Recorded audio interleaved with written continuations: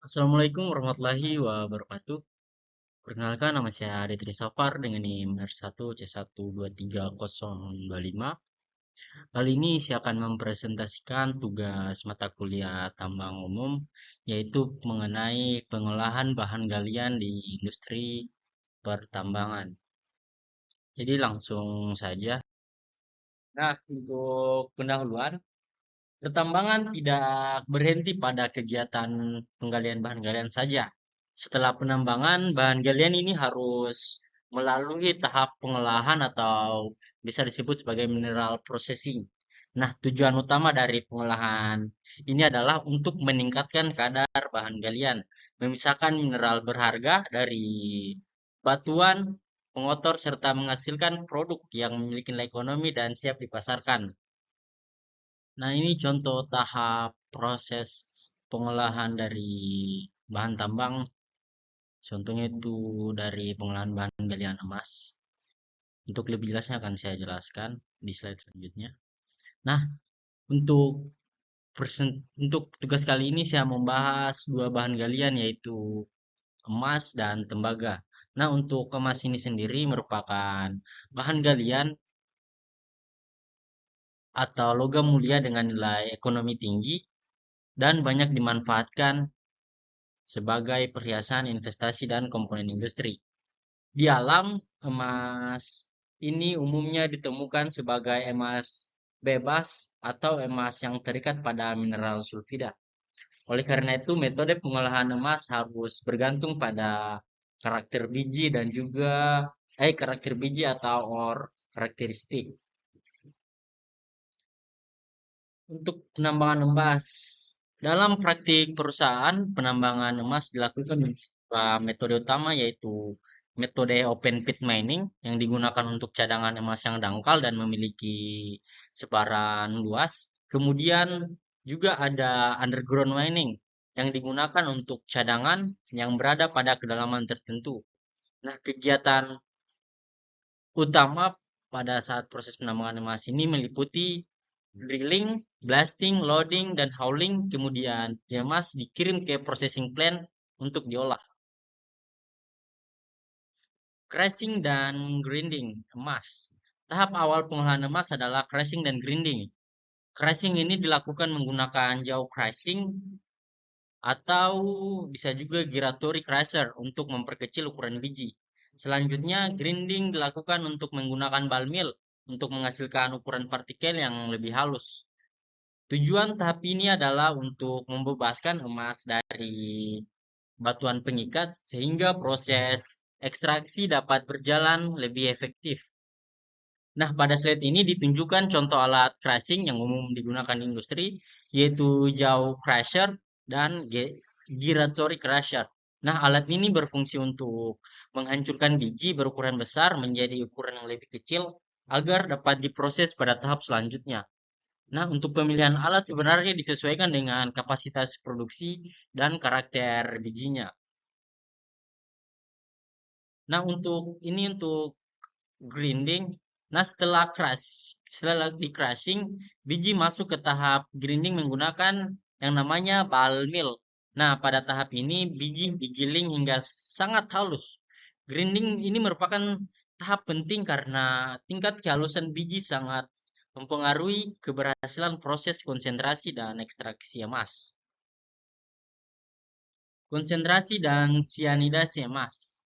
Nah, setelah di grinding, dilakukan yang namanya tahap konsentrasi, yaitu, yaitu gravity separation yang digunakan jika emas berukuran latik kasar. Kemudian ada flota, flotation yang digunakan untuk biji emas yang berasosiasi dengan mineral sulfida. Selanjutnya dilakukan yang namanya sianidasi menggunakan metode chill atau chip yang merupakan metode paling umum dalam industri. Pada proses ini, emas dilarutkan dalam larutan natrium sianida dan diserap oleh karbon aktif. Recovery dan produk akhir emas. Emas yang terserap pada karbon aktif kemudian dipulihkan melalui proses electrowinning. Selanjutnya dilakukan smelting atau peleburan untuk menghasilkan gold door bar.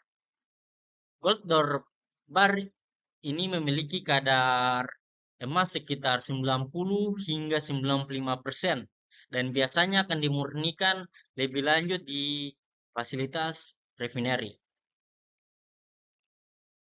Nah, untuk bahan galian kedua yaitu tembaga. Tembaga ini merupakan logam dasar yang sangat penting terutama untuk industri listrik dan konstruksi. Di alam, tembaga umumnya ditemukan sebagai biji sulfida seperti kalkopirit dan bornit, serta dalam bentuk biji oksida. Penambangan tembaga umumnya dilakukan dengan metode open pit mining. Kegiatan lapangan meliputi drilling, blasting, dan pengangkutan biji ke pabrik pengolahan. Karena biji tembaga umumnya berkadar rendah, maka diperlukan yang namanya proses pengolahan untuk meningkatkan kadar sebelum dimurnikan. Crushing dan grinding dan juga flotasi tembaga. Nah, pengolahan tembaga diawali dengan crushing dan grinding untuk membebaskan mineral tembaga dari batuan induknya. Tahap paling penting adalah flotasi buih atau flotation. Proses ini menghasilkan konsentrat tembaga dengan kadar sekitar 25 hingga 30% tembaga. Smelting dan refining tembaga. Konsentrat tembaga kemudian diproses melalui smelting untuk menghasilkan matte tembaga. Matte ini diproses lebih lanjut melalui yang namanya converting hingga menjadi tembaga blister. Menghasilkan apa lagi? Tembaga blister. Nah, tahap akhir adalah electro refining yang menghasilkan katode tembaga murni dengan kemurnian lebih dari 99,99%. Selanjutnya, selain metode smelting tadi, terdapat juga metode alternatif yaitu SXEW yang digunakan untuk biji tembaga berkadar rendah. Tahapan meliputi leaching, solvent, extraction, dan electrowinning. Metode ini dapat menghasilkan katode tembaga tanpa melalui yang namanya proses smelting. Nah, untuk kesimpulan, pengolahan emas dan tembaga dilakukan melalui tahapan teknis yang baku dan terstandarisasi. Setiap tahapan bertujuan untuk meningkatkan kadar dan nilai ekonomi bahan galian. Proses yang diterapkan mengikuti standar industri pertambangan dengan memperhatikan aspek keselamatan dan juga lingkungan.